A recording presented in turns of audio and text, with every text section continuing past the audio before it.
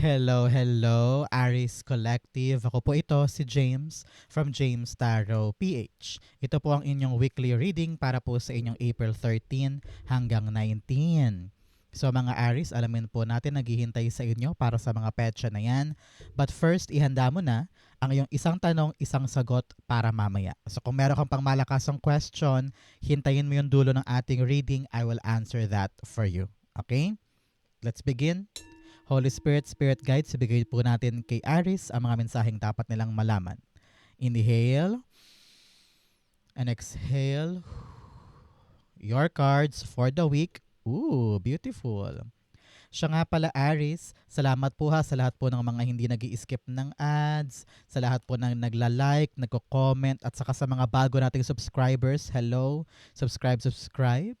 So maraming salamat po sa lahat ng suporta nyo every time na meron tayong libreng reading para po sa inyo. So keep on liking, keep on commenting, and thank you po for not skipping the ads. Thank you, thank you, thank you. And happy birthday sa mga nag-celebrate ng birthday this week, no? Sa mga Aries dyan, na mga nag-celebrate today. Happy birthday. Hope you have a wonderful celebration. So, in the background, meron kang page of wands. Alam mo, sabi dito, panahon na para subukan mo naman yung mga bagong bagay. Narinig ko yung term na papasukin. O kaya narinig ko rin yung words na itry mo naman. Parang ganon. No? Merong isang pagkakataon na magpe-present sa life mo.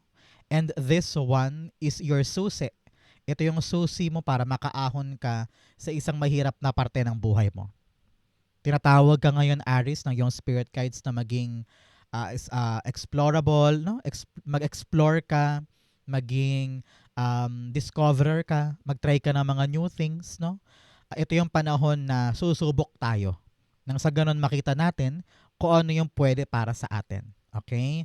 Importante yan. Especially kung ikaw ay naghihintay ng bagong trabaho or naghihintay ka ng bagong pintuan, ito yung sign.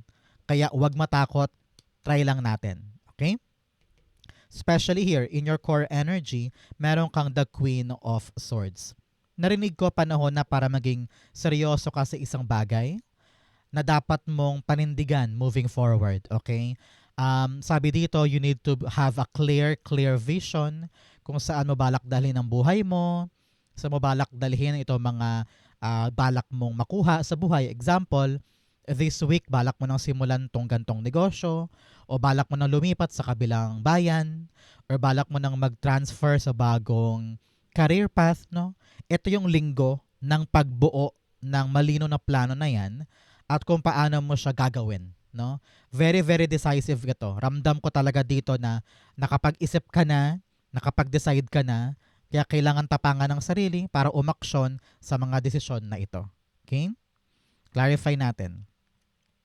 The World card. Yes, you are now ready to conquer the world. You are now ready to step out of your shell. And panahon na to para kumawala ka sa isang pattern sa buhay mo na paulit-ulit lang.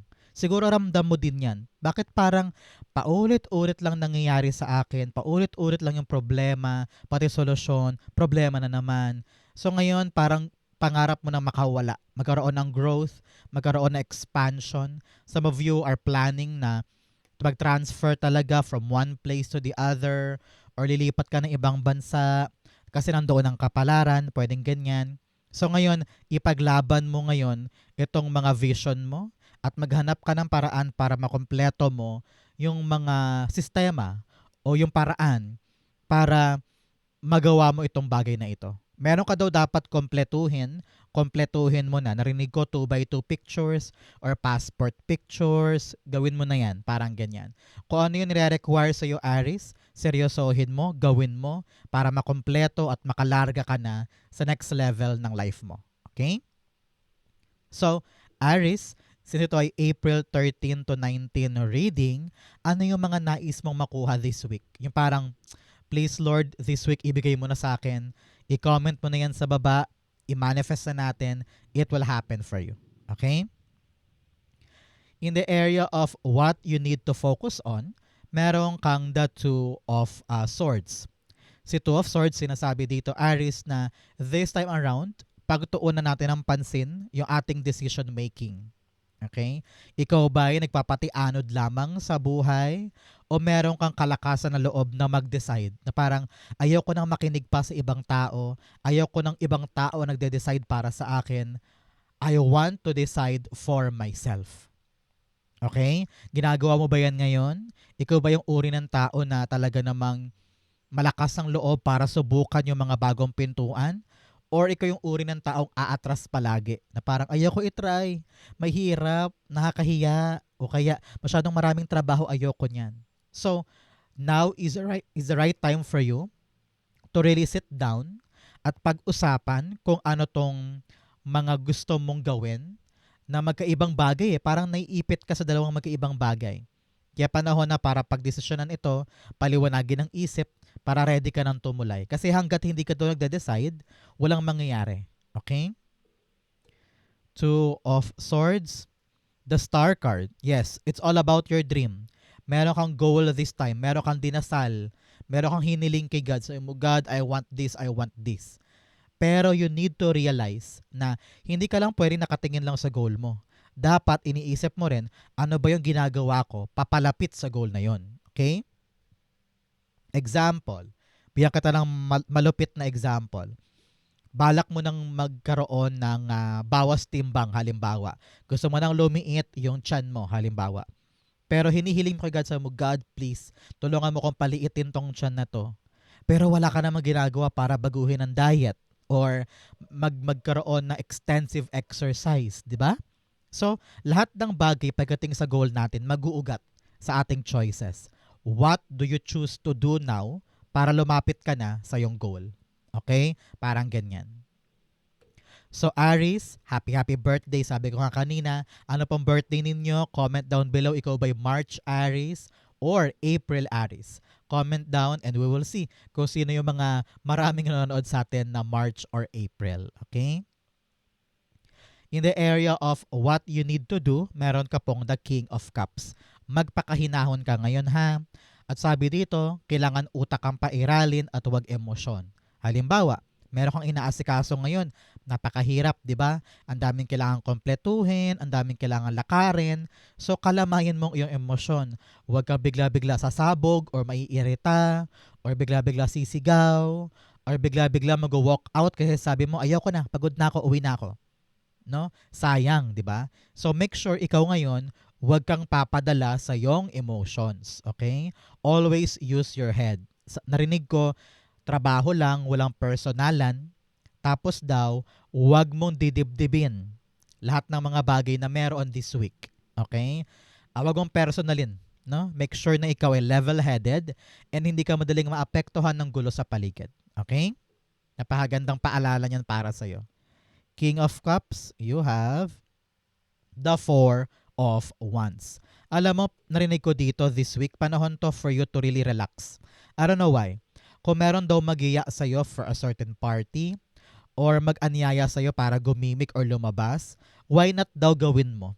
No? Example, niyaya ka ni pinsan para kumain sa kanila or niyaya ka ng anak mo para mag-dinner sa mall. Kunin mo yung chance na yan because celebration and the happy moment is required para sa'yo. Nang sa ganun makahinga ka at saka kumalma ang iyong emosyon. So, find ways to enjoy, to celebrate, to have fun. Maaring sa bahay, videoke ka, or luto-luto pag medyo busit ka ngayon, di ba? Magluto-luto ka dyan para ma-relax ka at magkaroon ka ng happy time. Okay? Example din, halimbawa, may magayang mag-zumba or yayain ka maglakad-lakad sa harapan ng bahay. Okay lang yun. Malaking part yun para maalis ka doon sa mga bigat ng nadarama mo. Okay? So, party, enjoy, celebrate is what you need. Okay? In the area of what's affecting your current energy, meron kang the Five of Swords. Sabi dito, Aries, ng yung spirit guides, alam niya kung ano yung hirap ng pinagdaanan mo, kung ano yung katoksikan ng mga naranasan mo sa iba't ibang tao, sa iba't ibang trabaho, sa iba't ibang relasyon, di ba? Pero sabi doon, huwag ka nang bitter. Huwag ka nang bitter sa mga dinanas mo in the past. Panahon to para isipin na, okay, lahat ng mga pinagdaanan ko, worth it lahat yon. Hindi ko na siya didibdibin, hindi ko na siya babalik-balikan. Panahon na for me para putulin lahat ng mga mali sa past ko at saka sa buhay ko at papasukin ko na yung mundo sa future. Kumbaga, and now hindi ka napipigilan ng kahit sino man, 'di ba? So you need to really shine, go out of your shell para makita mo yung full potential mo moving forward. Okay? Panahon na to para kumalas ka sa mga bagay na alam mong hindi na para sa'yo at pasukin natin yung talagang bagong mundo kung saan doon ka nararapat. Example, nandito ka sa job na ito na very toxic, overtime ng overtime, kahit naman maliit ang sweldo, parang sabi mo panahon na para kumawala ako dyan at puntahan ko talaga yung para sa akin. Parang ganyan. You have 5-5 here telling you of change. Mga pagbabago, mga mga needed change for you this week. Okay? 5 of Swords, alam mo narinig ko din, hindi worth it yung mga away. Huwag ka daw sumali sa mga away ng iba. Palawakin mong isip mo na, alam mo, hindi kayo kapatol-patol. Alam mo, bahala kayo dyan, mag-ingay kayo. Ako dito ako. Kumbaga, iiwas mo na yung sarili mo sa gulo kasi alam mong hindi worth it at saka hindi siya, alam mo yun, hindi siya makakabago ng buhay mo kung papatulan mo. Parang ganon. No? 5 of Swords, the Page of Wands. Yes, dalawang beses lumabas si Page of Wands, talagang pinapayuhan ka to be excited. To be excited for something new in your life. Parang sinasabi mo, sige, try na nga natin. Alam ko na marami na akong pinagdaanan. Alam ko na marami na akong sinapit sa buhay ko. Pero those things will not stop me para tanggapin tong bagong bagay na maaaring magpabago ng aking kwento. Here, abutin mo ang langit, abutin mo ang taas, abutin mo ang tuktok. You have what it takes para magawa mo tong pangarap mo na ito. Kaya maging seryoso ka ngayon, no? At magkaroon ka ng paninindigan para tong bagay na ito ay magkaroon ng effective change in your life. Okay? I don't know why, narinig ko rin daw magsalita ka na. Pag ayaw mo na, ayaw mo na. Kapag aalis ka na, tell it. Say it. Nang sa ganon, alam nila kung ano yung plano mo at wala na silang pwede pang gawin sa gusto mo. Parang ganyan. In your near future, meron kang the Wheel of Fortune. Mag-ingay, mag-rejoice, ma-excite ka ngayon. No? Wheel of Fortune is yours for taking, especially in the near future. Kitang-kita ko dito yung pagbabago ng kapalaran mo. Kung dati hirap na hirap, kung dati parang feeling mo, forever ba ako dito? Hanggang dito lang ba ako? Hanggang pangarap na lang ba ako sa gusto ko? No? Now, abot kamay siya. Yung dating mahirap, dadali. Yung dating kapos, ngayon sagana. Yung dating parang paandap-andap, ngayon bibilis. At lahat ito ay pabor sa'yo. No? Ikaw mismo ang nagpaikot ng kapalaran mo dahil tumapang ka na yakapin tong bagong bagay. Yung bagong bagay na yan, ayun, nagpaganda ng agos ng buhay mo. So congrats, kakapit sa'yo ang swerte soon. Kaya antabayanan natin yan. Wheel of Fortune, the 2 of Wands. Okay, sabi dito, talaga namang may expansion tayo. Meron kang 2 here, naka-align ka po sa iyong higher self. Ibig sabihin, kung ano naman to ginagawa mo sa lupa ay talaga namang nakatadhana. No? Destiny. Your fortune is here. Lalaya ka na sa nakasanayan. Some of you are leaving something behind. Kung ano man yung mga bagay na akala mo forever ka doon, hindi. Makakaalis ka dyan at suswertehin ka sa mga bagong pupuntahan mo. Kaya ngayon pa lang, Aries, pinapayuhan ka na magplanong mabuti. Kailangan ito ay konkreto, ito ay tawag dito, doable, ito ay practical para sa'yo. Nang sa ganun talaga magamay mo siya every single day. Kasi kung hindi masyadong practical, baka mahirapan ka eh. Importante dito, practicality. You really need to have a clear vision sa bawat step. No? Kapag malinaw bawat step, bawat level, dire-diretso ka. Okay? Sa panahon na para kumawala ka dyan and ready ka na to conquer new world. Sabi ko nga sa inyo, parang many of you ay babiyahe. May nakita akong transition. Parang lilipat ka from one place to the other, one country to the other, or one career path, no? May pagbabago eh. May biyahe akong nakita. So congrats po para sa inyo. Babiyahe ka para sa kaswertihan mo at pagbabago ng buhay. Congrats po. In your divine messages, meron kang the Ace of Swords. Sabi dito, kailangan lahat ng bagay malinaw. Malinaw sa iyo ang vision ng future. Malinaw sa iyo kung ano yung mga dapat tapusin, dapat kompletuhin. Malinaw dapat sa iyo ang iyong desisyon. Malinaw dapat ang iyong pangarap. Malinaw kung ano yung mga dapat mong unahin at kung ano yung mga dapat na kalamayan sa buhay mo. Malinaw din kung ano yung mga goal na gusto mong tumbukin. Dapat malinaw din kung ano yung mga dapat layuan at malinaw sa iyo kung ano yung halaga ng mga dapat mong yakapin ngayon. It's all about your clarity. Clarity in the mind, in the heart, in the soul. Okay? Pag malabo ang isang bagay, huwag mo muna hakbangan. Kapag hindi ka pa sure, huwag ka munang magsalita ng desisyon. Kapag galit ka pa, huwag ka munang iimik ng hatol mo. Kapag masyado kang masaya, huwag ka munang sumagot kung oo o hindi sa isang tao. No? Kasi nga, yung emotion mo baka makasira sa'yo. Baka makagulo sa iyong sitwasyon. Kaya importante, isip ang pairalin. Tinatawag ka rin this week, Aries, ng iyong spirit guides na makipag-usap ka daw. No? Pag-usapan ninyo, especially itong vision mo, itong pangarap mo, malinaw sa isip mo eh. Pero maaaring sa ibang tao, hindi. Halimbawa, pangarap mong gawin tong trabahong to, pero sa mga anak mo, sa asawa mo, sa mga kapatid mo, para sa kanila, bakit yan? Ba't yan ang gusto mo? Diba? So, hindi kayo nakakaunawaan. Yung gusto mo, yung malinaw sa'yo, sa kanila malabo. So para walang gulo, walang problema sa pag-ikot ng cycle na ito, kausapin. No? Linawin mo sa kanila. No? Iparating mo kung ano yung position mo, kung ano yung nilalaman mo para maintindihan kanila. Communication is your key. And communication din ang maaaring problem mo. Kaya avoid yung misinterpretation, miscommunication. Kapag malabo, linawin. Huwag mag-conclude. Yan, marami sa inyo. Baka mag-conclude ka ngayon na, ay akala ko yun ang sabi mo eh. Ay akala ko yun ang ibig mong sabihin. So hindi pwedeng maling akala. Kailangan linawin. Okay? Ace of Swords, the Queen of Wands. Sabi dito, your confidence will help you para linawin yung mga dapat linawin or ipanalo yung mga dapat ipanalo. Kaya ka daw nahihirapan makipag-usap or kaya feeling mo napakalabo, it's because wala kang lakas ng loob para linawin, para kausapin, para lumapit. No? Ikaw mismo ang dapat lumapit. Dapat meron kang courage, tapang, confidence na buksan ang topic nang sa ganon maliwanagan lahat-lahat sa mga mangyayari. Kalaban mo ngayon yung self-doubt mo. Okay? So believe in yourself, kaya mo yan. In your fortune, meron kang answering the call, the time is now. Panahon na daw para kumilos, panahon na daw para harapin yung talagang para sa'yo and mag-decide. Ramdam ko dito na matagal mo na itong pinapaantala, kaya panahon na para upuan, pag-usapan, harapin, at mag-decide. Okay? Sa fortune mo, meron kang the 5 of Pentacles. Yes, kung ikaw po, Aries, ngayon ay dumadanas sa isang hirap. Halimbawa, hirap ka sa pera, hirap ka sa buhay, o sa career mo, baka nag-i-struggle ka ngayon. Nasa fortune area mo, si 5 of Pentacles. Sinasabi niya na yes, makakalaya ka na sa hardship na yan.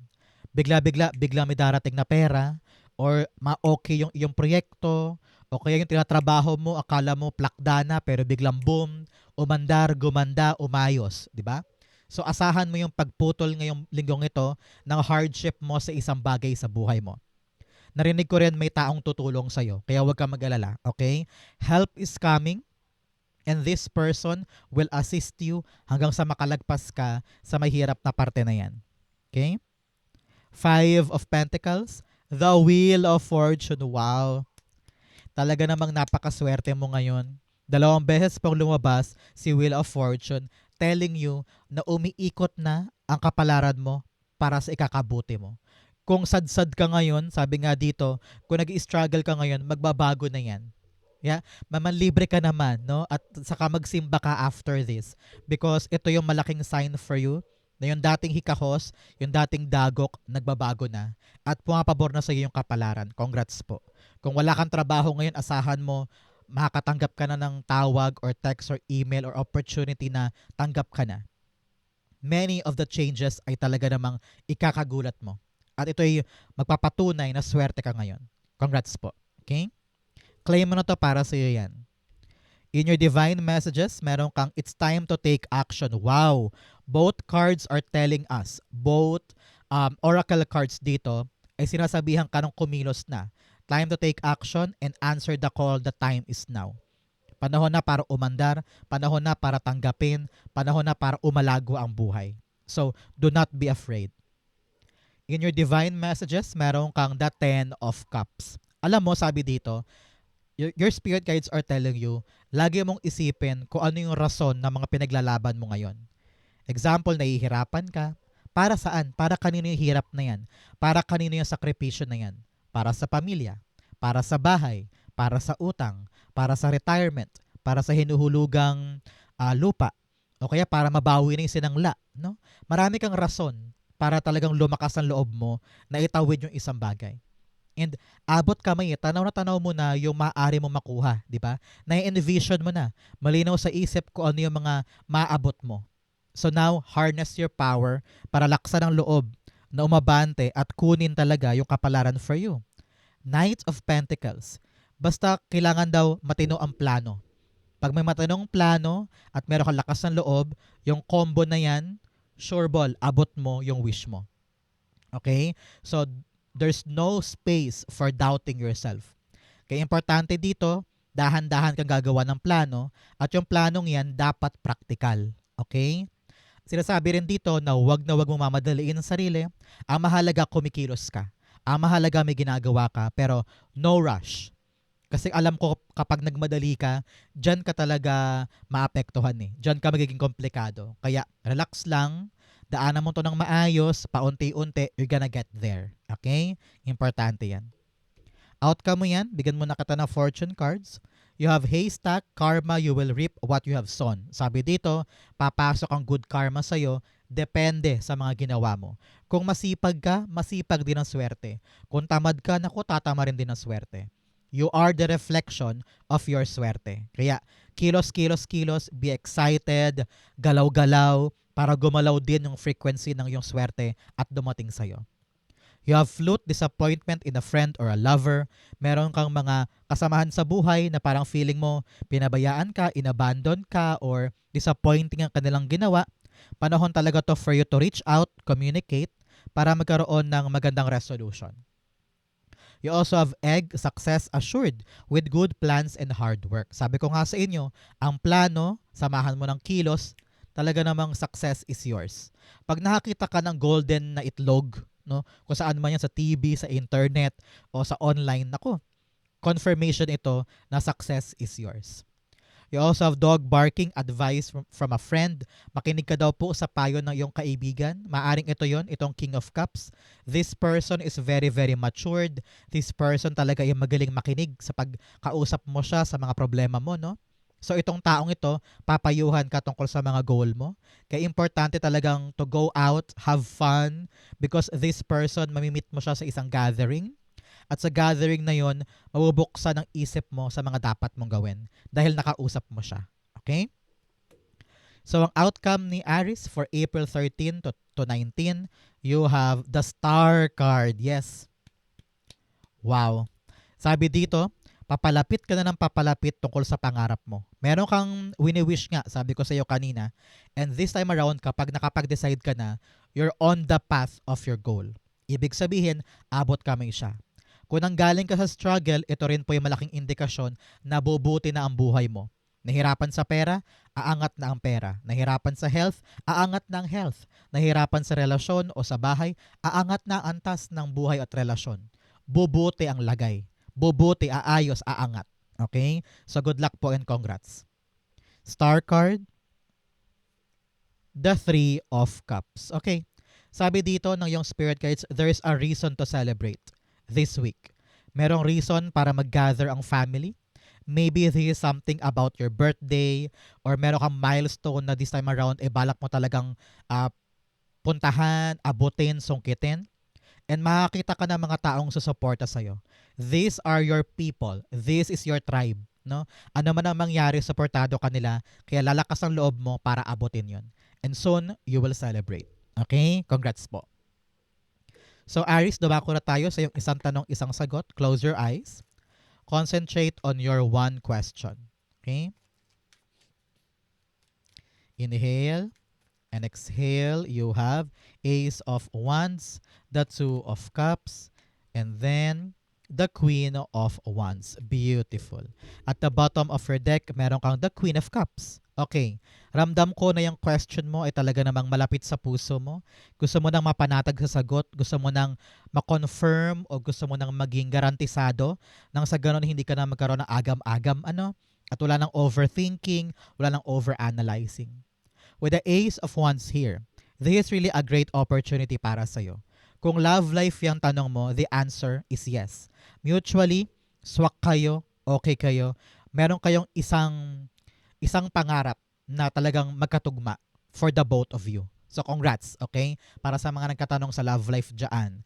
Mapapanatag ka rin kasi ramdam ko dito, sasabihin na niya yung bagay na hinihintay mo para makalma ka na, para ma-assure ka na sa kanyang accountability or para sa kanyang commitment, parang ganyan. So approve, yes, talaga makukuha mo yung matamis sa sagot dito.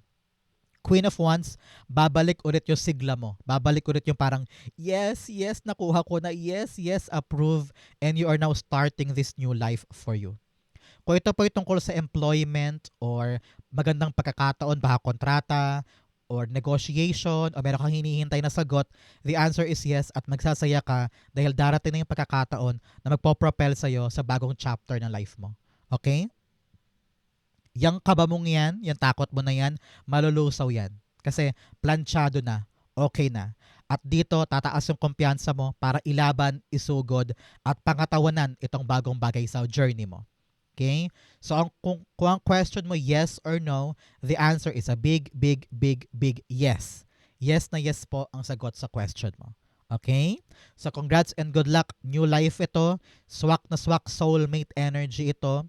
Kontrata, achievement, or negotiation, talaga namang approve and it will go on in your favor. Kaya sobrang saya mo dahil nakuha mo na. Congrats po ha. So ito po ang inyong isang tanong, isang sagot. Ganon din po ang inyong April 13 to 19. Kung naka-resonate po kayo, comment down below. Babasahin ko po yan. Thank you Holy Spirit, Spirit Guides for the clarity and messages na dapat malaman ng mga Aries this week. Happy birthday! Thank you po for watching hanggang dulo. I love you. This has been James for James Taro PH. God bless everybody.